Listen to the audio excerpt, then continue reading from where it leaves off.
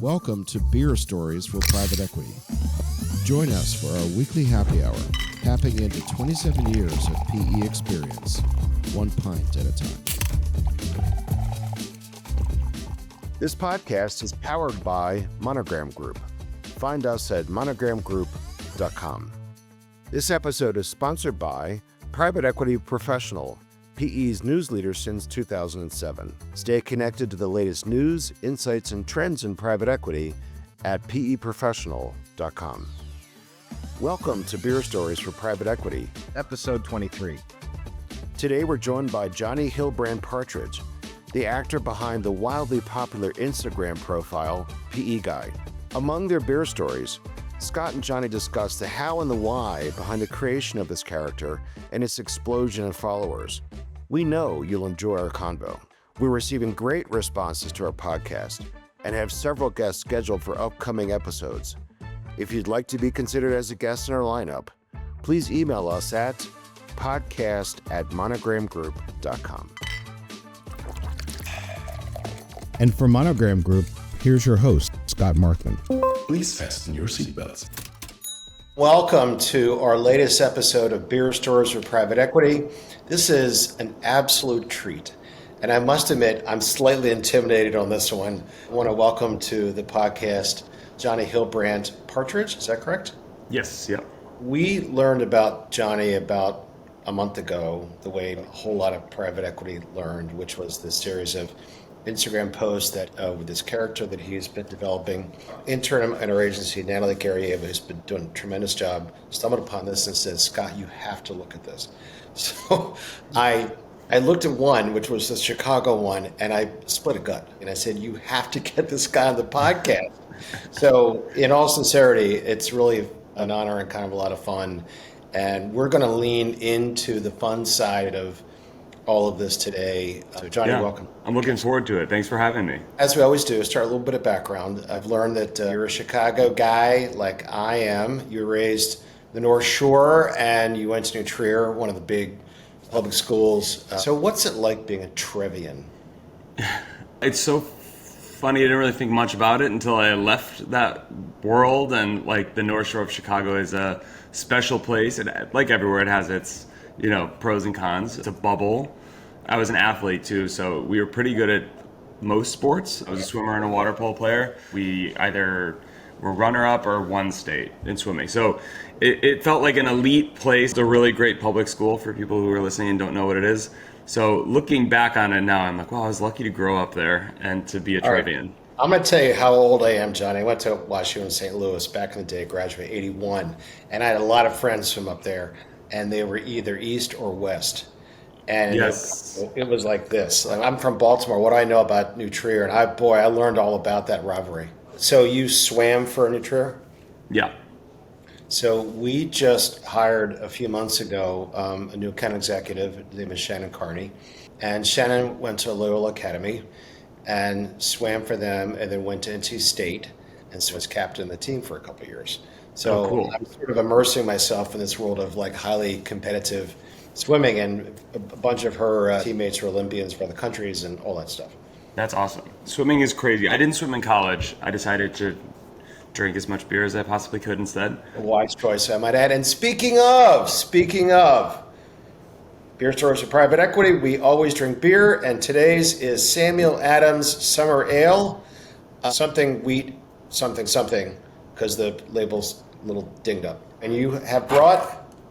I have my Athletic Brewing Company, not an alcoholic. Tastes close enough to the real thing. Are they a sponsor of said brand?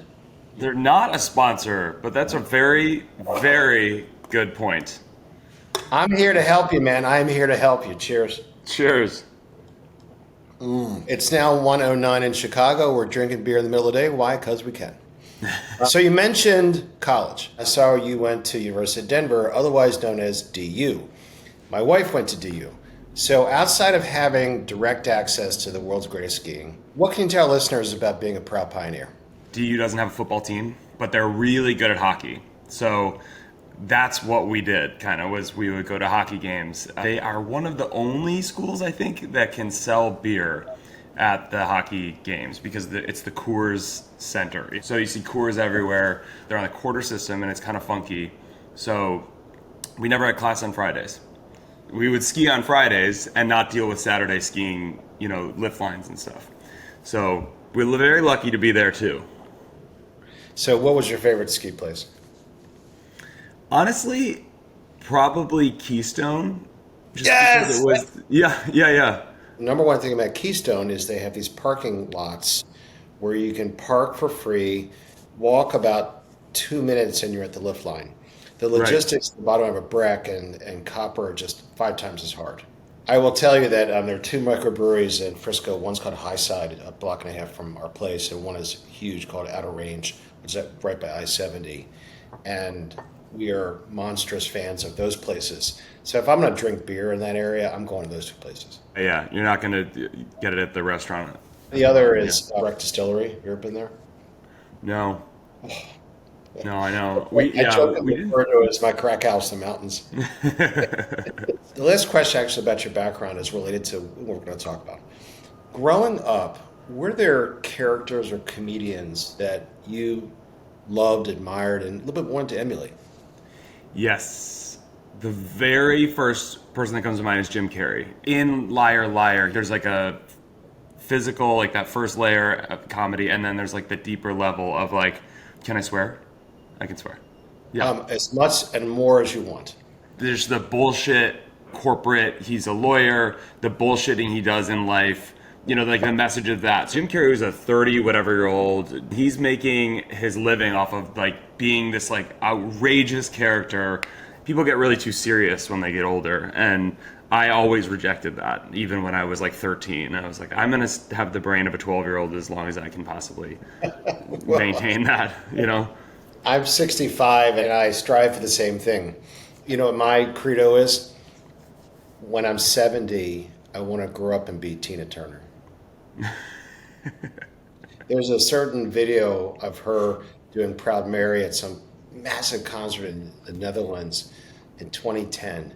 And she's like 70, hanging with her dancers who were like 23. I'm like, I'd like to be doing that when I'm 70. Yeah, I love that.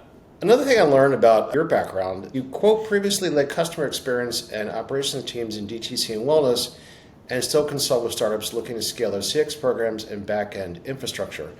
And then it looked like you had worked at a brand called Beam for a while. So tell us about that and what you think makes a great CX program. So I was at Beam from pretty much the beginning. I was probably their second full-time hire. In the beginning, they were like, well, we're going to carve out a role for you. They had a little pop-up. Long story short, hired me to stand in the pop-up and sell. At the time, they were selling CBD oil. They were like, we love your work ethic. We want to carve out a role for you. Here's a Gmail inbox from our help inbox that's like has hundreds of emails we haven't answered. Like, go. They were like, you have a tiny budget for a CX platform to use. We need you to scale this. It was a very, very new startup. So I was kind of like, all right, no harm, no foul here. Let's just do this and see where it goes. And then the company kept doing really well. But it's really, I think, a successful CX program, like just very, very generally, is like, if you can be human with people, you can be a good CX leader. To answer your second part of that question, the consulting for other DTC brands, that was something that I intended to do when I left Beam, and I never did. But my LinkedIn says that I do that. So I should probably amend that. So when you left, how big was the company? 25 full-time employees, I think. So I was there for 5 years. We swelled up to 35 people, and then the goal became like, how lean can we make this? And so it was like, we went from 35 to 28 to 26. It was a grind, and it still is, and they're doing really well. The other thing is they're awesome guys, and they included me in so much more than just what my title was. We all felt like owners, and that was a huge part of the thing. Like, I took that baton and ran with it. And then after 5 years of that, I was like, okay, this is like a well-humming, well-oiled machine. You don't need me anymore in the way that I was needed in the first 3.5 years. And I was like, I know I have this inkling, I have to do something different with my life, with all love and respect to those guys, because they're still close friends of mine. And I'm glad I did, because it opened my mind to do other things. It sounds like a great training ground in many kind of interrelated aspects of skill building and experience building, and all of it can be applied to lots of stuff. Yeah, 100%. You know, I'd worked in fitness for a while. I worked in TV for a couple of years, so it was my first desk job without being it was a cool startup, work from home during COVID. There was this casual aspect of it, but there was also this like, hey, it's Saturday and this just broke, like everybody on a call, like that kind of vibe. I understand. Yeah. So I also saw from your background that, you've been an instructor at SoulCycle and Barry's for quite a while. So just tell us about that for a second. Yeah, almost 10 years ago, I took my first SoulCycle class in Chicago. I was unemployed after moving home from working in TV at the Ellen Show, which was crazy. Wow. I did that for 2 years after college, and then I moved home and found SoulCycle, auditioned to become an instructor. The Loop on Whacker. I took my first one at Old Town, and then I auditioned at the Loop studio. That was like SoulCycle's heyday, where it was like you felt like a celebrity if you became a SoulCycle instructor. And so I did that. The fitness thing is a nice continuation. I feel like I was an athlete my whole life, and you lose that at some point. Whenever I found it, I've latched right on. All right, now let's get into the meat and potatoes. How did you decide to get into content and comedy? I don't think I decided one day to do it. I've always imitated people. The oldest memory of myself with humor and being like, oh, I just made them laugh was I must have been 8. We had this really old neighbor. I don't think she had anything particular about her other than she was really old. And it was the first person in my life, I think, that was really old who I saw all the time. And I would imitate her. And I remember my dad and my brother, I remember being in a car and I remember doing it. And then I remember them both laughing. And I was like, this is the best feeling in the world. The internet comes around and I'm like, okay, I can tweet funny things, and then it goes to Instagram, you can post a funny picture, and then stories come up, and then filters on Snapchat, and I just have always been doing that, and I've always played around with filters, and recently, last few years, posting those filtered videos on my stories on Instagram. I started posting this know-it-all character, which is the PE Guy filter. He wasn't a PE guy, he was just a know-it-all about anything. I was in Florida and I saw an iguana and I was like, that's the North American whatever iguana, just silly stuff. Then I posted this is the guy you get stuck talking to at a wedding. And someone was like, you have to post these on a reel. Yeah. No, I'm saying I'm laughing. Saturday, my son's getting married. Oh my gosh. Well, and I'm the father of the groom, and I'll be talking to 100 people. I have no idea who they are. Yeah, you might end up, stuck talking to this guy. But it evolved into that. So I just posted on a reel in March, and it took off. I think I'm just lucky that there's all these channels to share it with people. And I'm also lucky that for whatever reason the algorithm was just okay, come right in.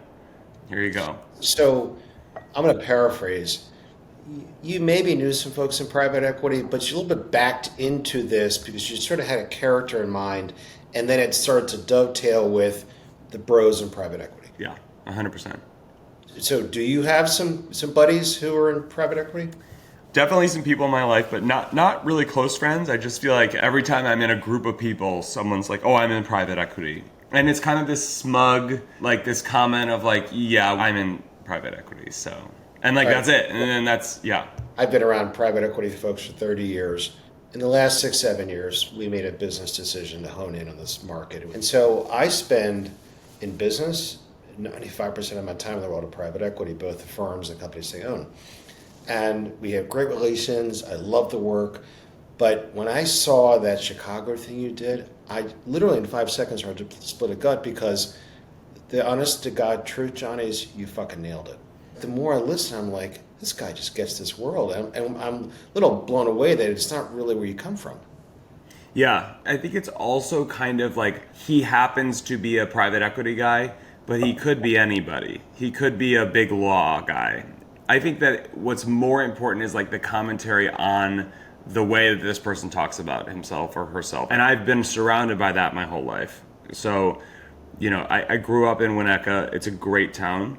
There was way less of it than there is now. I think people always knew that there was a high society Winnetka, but it wasn't as like pretentious as it can be. And there's really great people who live there, and there always have been. There are also the people that kind of ruin it for everybody else. And as of the last few years, they tend to be a lot of private equity people, because private equity is blowing up. Has long since blown up. And, you know, I go into an eyes wide open, I'm an adult. And again, 90% of our clients are terrific people, 10% are douchebags. But, you know, look, if it was intolerable, I wouldn't do it. This is really out of sincere curiosity. I want you to a little bit deconstruct this character, because here and now, like looking at you on camera, I'm like, it's hard to believe you're the same person. It's such a transformation. What is the line of like thinking or the steps you went through to arrive at that? Is a sincere curiosity. Well, first of all, it's a Snapchat filter. So it bugs out my eyes and it flares my nostrils for me. Okay. But the voice, I just kind of get this like puffed up. Usually I'm caffeinated. I'm over caffeinated always usually. So I get a little bit of a rush every time I make a video, because I'm like, now the stakes are higher. There's hundreds of thousands of views on every video. Sometimes it's a video that's a branded thing. I'm getting paid for it, and I'm like, I gotta like really nail this. Or I want to do Scottsdale justice, and because so many people are asking for Scottsdale, so I get this really like pompous, like fake confidence for this character. I have to wear shoes, even though you can't see my feet, because I like the rocking back and forth. I think that the character is somebody who is like so eager to tell you about himself that he almost is like lunging at you. The physicality of it is like just as important as the content. A few minutes ago you mentioned Jim Carrey. I can clearly correlate, like, you know, one of my all-time favorite movies is The Mask.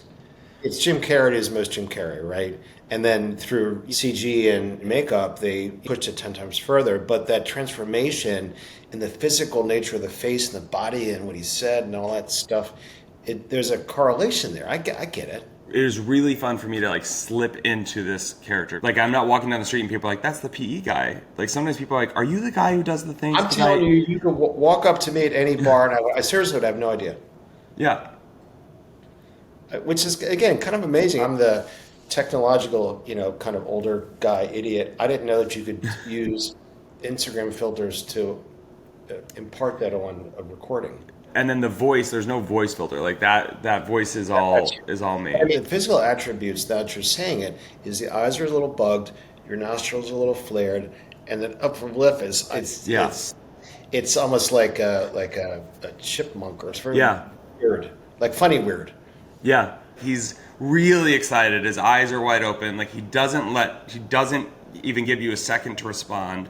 So I think that is huge. And then the voice, he's barking at you. Like he literally, it's so abrupt. I have 2 dogs, and speaking of barking, they literally will like jump up when I start making a video. I mean, you clearly have developed some catchphrases like sick man and yeah, like there's so sick and yeah. Because I'm a brand guy and we are brought in by PE folks to do brand, I want to sort of bring that into the conversation a bit, because you've built a brand, right? This character is your brand. And you kind of go, well, what can I do with the brand?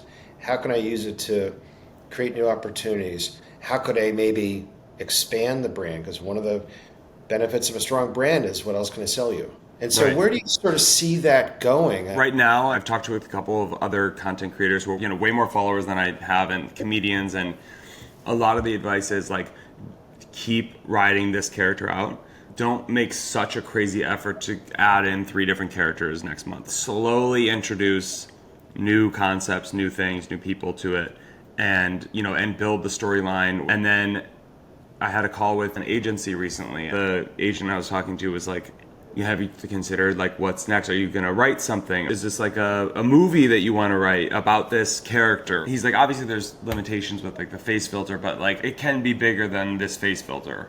So I don't know where it's gonna go. I do know that I got here by making sure that everything I do makes me laugh, makes other people laugh, is not intentionally malicious. That's a huge thing, and that I'm always having fun with it, and that I'm doing what feels good. My thing is, I'm like, as long as I don't stop posting this guy, I trust that it will evolve into more and bigger and more exciting things. I mean, for you, it's kind of a skunkworks project. It's this like in the closet sidebar thing that's about experimentation with your everyday job. So you got the freedom to keep doing it, but no pressure right now. Exactly. And that's a beautiful thing, because I definitely know some people who content creation is their livelihood. It's what they set out to do. I never set out to make money on Instagram or on TikTok. I said to somebody the other day, if the opportunities to make money went away, would I keep doing this? And the answer is just 100% yes. I love making people laugh. I always have. And that's what this is all about. This is not about trying to get the most brand deals. Like, this is, you're not trying to be attractive to Peter Millar. You know, fuck them if they don't want to send you a free vest, which it's in their best interest to send me a free vest. But I haven't heard yet from them. You know, given the audience and how they think, what they value, how much money they have, and what are they willing to do, I would be borderline stunned if some curated, meaning you curate, set of opportunities do not come your way, and you build this sort of step by step. At the end of the day, just like me, the beautiful thing about swimming in these waters is they got money, and there are a lot of them. There are tens of thousands of folks who get your references and think they're funny, whether they like it on Instagram or not. Right. And some are motivated to kind of go, yeah, bro, wait. And some are like, oh, that was funny, and they don't tell anybody. But it's a gigantic, exploding, wealthy, influential audience. Totally. I make these personalized videos and cameos too. And people are like, they're like, how can I tip you? And I'm like, you already paid me, you know? Every once in a while, like every 2 weeks, someone will comment something and I'll have to delete it or respond to it. And it's not about the fact that the person's in private equity or that they have the big house or they have 3 houses or they have a private plane. I think the commentary is on how this person is presenting themselves. I don't know what society was like 30 years ago, but I imagine that now with social media and with just the way everything's gone, people are less concerned with how they come across talking to people, and they're more concerned with like flexing. That's like the biggest part of it for me, is like, it's not what you have or how successful financially or career-wise you are. It's how you show up in a room with people and talk about those things. You don't need to tell people how much your house cost. I've also grown up my entire life. I came from, nice but modest means. And I've been surrounded by rich people my entire adult life in every stripe, up to billionaires. I can give you some examples of the wildly successful people who never talk about it, or who earned it, didn't inherit it. And I just admire them more. I want to be the guy at the end of the bar who's buying the whole bar drinks and nobody knows where it came from. Yeah. Growing up, I think my parents or somebody said to me, like, you just don't talk about money. You don't talk about what you have versus what, because it's, if you do win in that conversation, quote, win, because you have the better thing, there's 500,000 other people who have something better than you out there. So you don't ever really win that conversation. I'm like an empathetic person, almost too much, where I'm like standing talking to someone and I'm thinking about how what I'm saying to them is going to make them feel.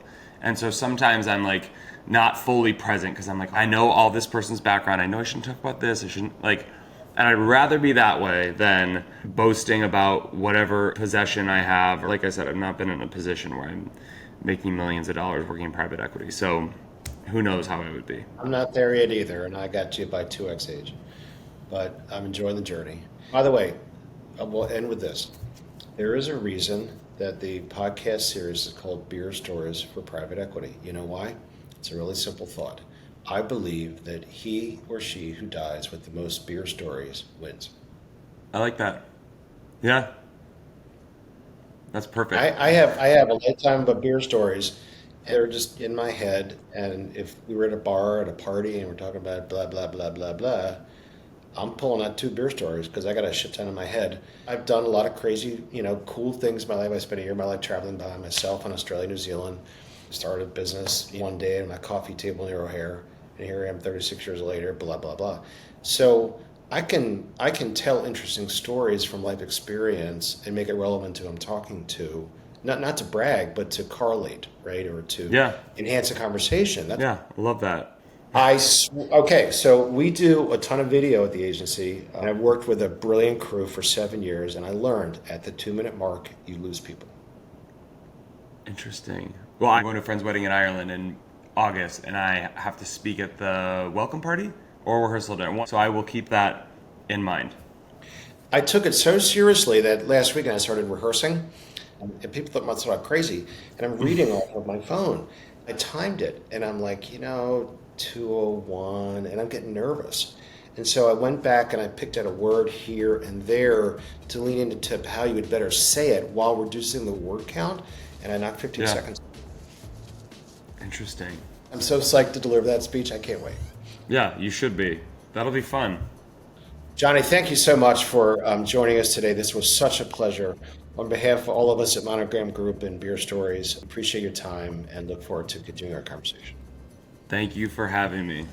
From all of us at Monogram Group, thanks for tuning in to Beer Stories for Private Equity, episode 24. This episode is sponsored by Private Equity Professional, PE's news leader since 2007. Stay connected to the latest news, insights, and trends in private equity at peprofessional.com.